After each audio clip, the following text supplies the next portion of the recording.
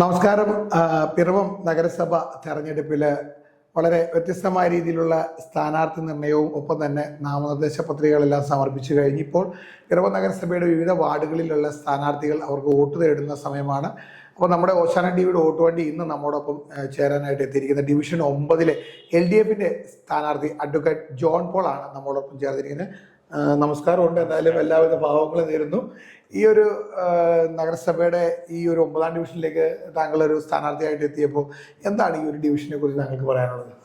ഈ ഡിവിഷൻ എന്ന് വെച്ച് കഴിഞ്ഞാലും ടൗണും പോലീസ് സ്റ്റേഷൻ, KSRTC സ്റ്റാൻഡ് അങ്ങനെ ഉൾപ്പെടുന്ന ഒരു പ്രദേശമാണ്. ഞാനിവിടെ താമസിക്കാൻ വന്നിട്ട് ഏകദേശം ഒരു 15 വർഷത്തോളം ആയിട്ടുണ്ട്. അപ്പോൾ ഇവിടെ ഞാൻ സ്വതവേ രാഷ്ട്രീയത്തിലധികം ഇടപെടുന്ന ആളല്ല. ഞാനൊരു വക്കീലായിട്ട് പ്രാക്ടീസ് ചെയ്യാണ്. അതിലാണ് കൂടുതൽ ശ്രദ്ധ കേന്ദ്രീകരിച്ചുകൊണ്ടിരുന്നത്. അപ്പോൾ ഇപ്രാവശ്യം ഇങ്ങനെ ഒരു ആവശ്യം ഉന്നയിക്കുകയും ഞാനിത് സ്വീകരിക്കുകയും ചെയ്തിട്ടുണ്ട്. അപ്പോൾ ഇതിലൊരു ഇപ്പൊ KSRTC സ്റ്റാൻഡാണ് വളരെ ശോചനീയമായ ഒരു അവസ്ഥയാണ്. അത് എന്തുകൊണ്ടാണെന്നുള്ള കാര്യങ്ങളെ കുറിച്ചൊക്കെ വലിയ വലിയ ലെവലിൽ അറിയാൻ പറ്റുള്ളൂ.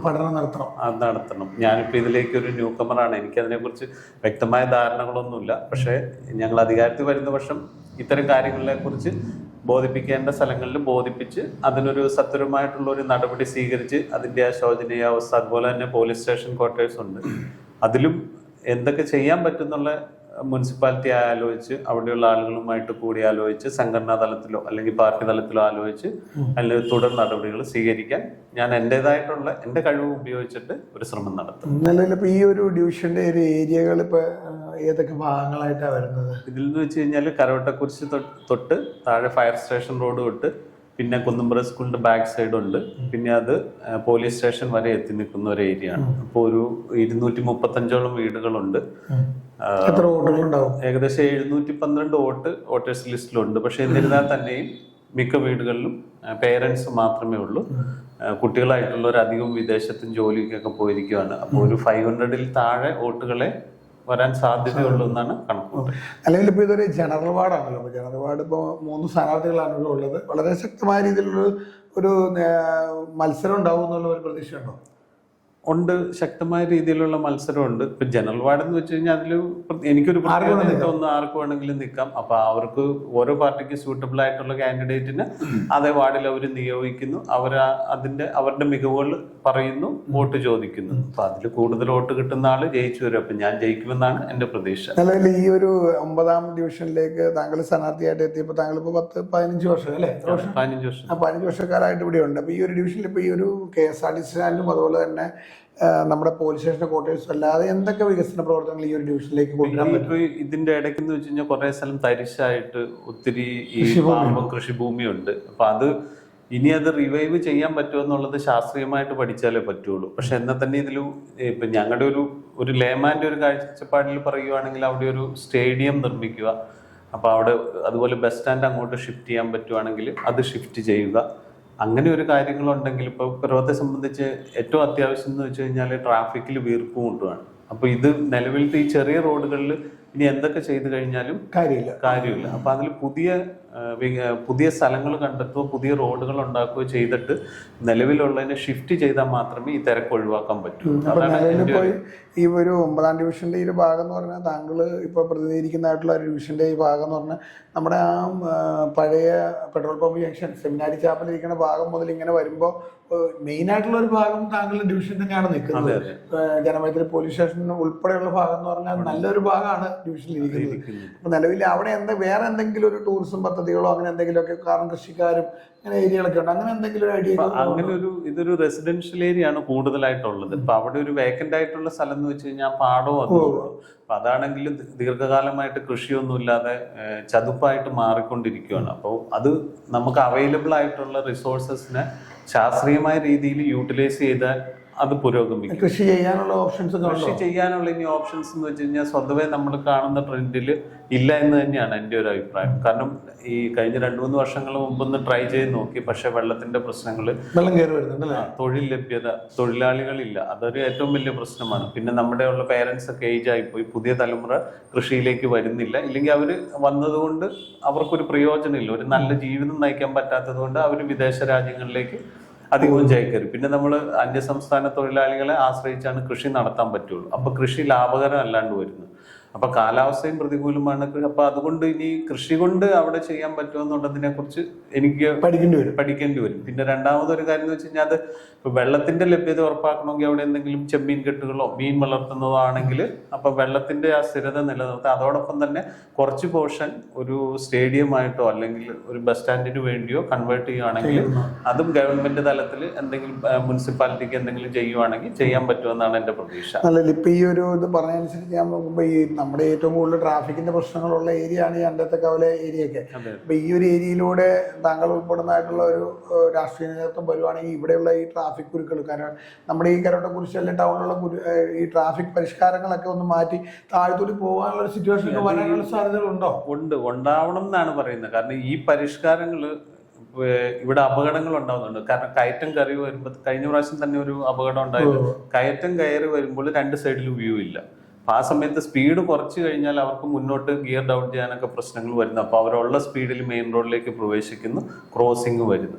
അപ്പൊ അത്തരം കാര്യങ്ങൾ ഒഴിവാക്കുകയും ചെയ്യണം. അതുപോലെ തന്നെ ഈ വണ്ടികൾ ശ്വാസം മുട്ടുകയാണ് ശരിക്കും. അപ്പൊ അത് ചെറിയ റോഡിൽ വാഹനങ്ങളുടെ പെരുപ്പം കൂടുതലാണ്. അപ്പൊ അത് ഒന്നുകൂടി ആലോചിച്ച് അതിന്റെ യൂസേഴ്സിന് അതുപോലെ തന്നെ വ്യാപാരികളോടും ആലോചിച്ച് പോലീസിന്റെ സപ്പോർട്ടോട് കൂടി ഇതെങ്ങനെ ഒഴിവാക്കാൻ പറ്റും. പിന്നെ ഇതിനൊരു ലിമിറ്റ് ഉണ്ടല്ലോ, ആ റോഡിന് നമുക്ക് ഉള്ളതിൽ ഇനി വീതി കൂട്ടാനുള്ള സ്ഥലമൊന്നുമില്ല.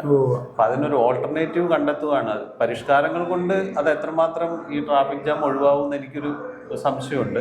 പക്ഷെ ഓൾട്ടർനേറ്റീവ് വേ കണ്ടെത്തുക എന്നുള്ളത് മാത്രമേ ഉള്ളൂ. അപ്പൊ അങ്ങനെയാണെങ്കിൽ എക്സൈസ് കടവ് വരുവാണെങ്കിൽ കുറെ വണ്ടികളെ ബൈപ്പാസ് പോലെ തിരിച്ചു വിടുവാണെങ്കിൽ ടൗണിലേക്കുള്ള എൻട്രി കുറയും. അപ്പൊ അങ്ങനെയാണെങ്കിൽ ടൗണിലെ ട്രാഫിക് കുറയുമെന്നാണ്. അപ്പൊ ഒരു എക്സൈസ് കടവ് പാലം യാഥാർത്ഥ്യമാക്കണമെന്നാണ് എന്റെ ഒരു ഫസ്റ്റ് ആയിട്ടുള്ള ഒപ്പീനിയൻ. അപ്പൊ അങ്ങനെയാണെങ്കിൽ പിറവത്ത് ഒരു ബൈപ്പാസ് വരികയും ആ ബൈപ്പാസ് റോഡിലൂടെ ഈ ഡയറക്റ്റ് വാഹനങ്ങൾക്ക് പോകാൻ പറ്റും. അങ്ങനെയാണെങ്കിൽ ടൗൺ ഫ്രീ ആക്കി വിടാൻ പറ്റും. അല്ലെങ്കിൽ ഇപ്പൊ ഈ ഒരു ഭാഗത്ത് ഇപ്പൊ വക്കീലിന്റെ ഒരു ഭാഗം എന്ന് പറയുന്നത് ഈ പുഴയോട് അല്ലെങ്കിൽ നമ്മുടെ ആ ഒരു പാടത്തിന്റെ സൈഡൊക്കെ ഉണ്ട്. അവിടെയൊക്കെ ശരിക്കും പറഞ്ഞാൽ നമ്മുടെ ഈ കോട്ടയം സൈഡിലേക്ക് പോകുമ്പോഴത്തേക്ക് ഈ നമ്മുടെ കാറ്റുവളനൊക്കെ വന്നിരിക്കുന്ന പോലെയുള്ള ആൾക്കാർക്ക് അങ്ങനെ ഇരിക്കാനുള്ള ഞാനിങ്ങനെ ഒരു 4 മണിക്കാറ്റ് എന്ന് പറഞ്ഞ കോട്ടയം കണ്ടിട്ടുണ്ട്. നമ്മുടെ ഏരിയയിലൊക്കെ അങ്ങനെ ചെയ്യാനുള്ള ഓപ്ഷൻസ് ഉണ്ട്. അതിപ്പോ എടക്കാട്ടൂർ പഞ്ചായത്തിൽ ഞാൻ അതുപോലെ ഒരു ഇത് കണ്ടിട്ടുണ്ട്. അപ്പൊ അങ്ങനെയാണെങ്കിൽ ഇപ്പൊ ഇവിടത്തെ പ്രശ്നം എന്ന് വെച്ചാൽ ഇതൊക്കെ കാട് മൂടി കിടക്കുവാണ് ഈ പാടങ്ങളൊക്കെ.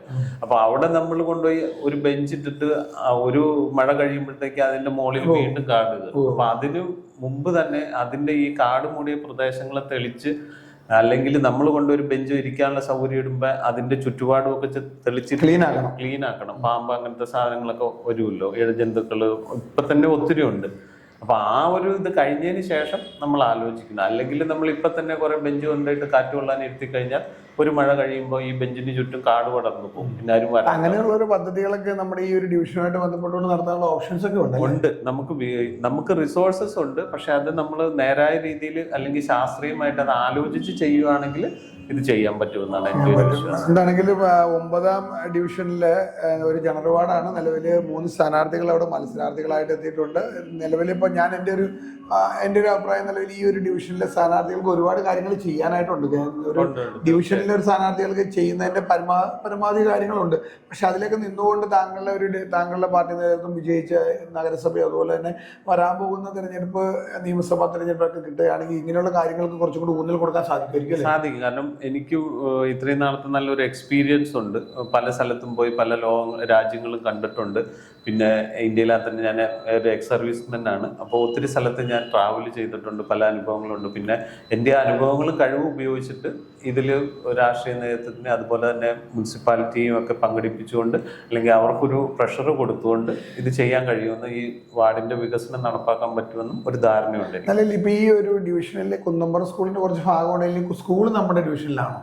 അതെ, സ്കൂൾ നമ്മുടെ ശരിക്കും പറഞ്ഞാൽ ഈ സ്കൂളൊക്കെ ശരിക്കും കൂടി കുറച്ചും കൂടി അപ്ഡേറ്റ് ആക്കേണ്ടതായിട്ടുള്ള ഒരു കാര്യം വരുന്നുണ്ടാവും. സ്കൂൾ അത് ഗവൺമെന്റിന്റെ പോളിസിയാണ് സ്കൂൾ അപ്ഡേറ്റ് ചെയ്യുന്നത്. കാരണം ഈ സ്കൂൾ അപ്ഡേറ്റ് ചെയ്യുമ്പോൾ ഒരു പ്രശ്നം എന്ന് വെച്ച് കഴിഞ്ഞാൽ ഗവൺമെന്റ് പോളിസിയിൽ നമുക്ക് ഇവിടെ തന്നെ നല്ല പ്രൈവറ്റ് സ്കൂളുകളും ഉണ്ട്. അപ്പൊ അതുമായിട്ട് കോമ്പറ്റ് ചെയ്ത് ഗവൺമെന്റ് സ്കൂൾ വരണം.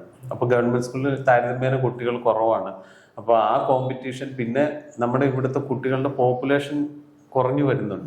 എന്ന് വെച്ച് കഴിഞ്ഞാൽ ഈ വിദേശത്ത് പോകുന്ന കുട്ടികളുടെ മക്കൾ അധികവും വിദേശത്ത് തന്നെ പഠിക്കുന്നു. അപ്പൊ അത്തരം കാര്യങ്ങൾ ഗവൺമെന്റിന്റെ നയപരമായ തീരുമാനങ്ങളാണ് എടുക്കേണ്ടത്, ഡെവലപ്പ് ചെയ്യുന്നതും കാര്യങ്ങളും. പിന്നെ റിസോഴ്സസ് ഉണ്ടെങ്കിൽ ഗവൺമെന്റ് അതനുസരിച്ച് ഡെവലപ്പ് ചെയ്ത് നമ്മുടെ ഇവിടെയുള്ള തൊഴിലാളികളുടെ കുട്ടികൾക്കും നല്ല രീതിയിലുള്ള ഒരു ക്വാളിറ്റി എഡ്യൂക്കേഷൻ കൊടുക്കാൻ പറ്റുമെന്നാണ് എൻ്റെ പ്രതീക്ഷ.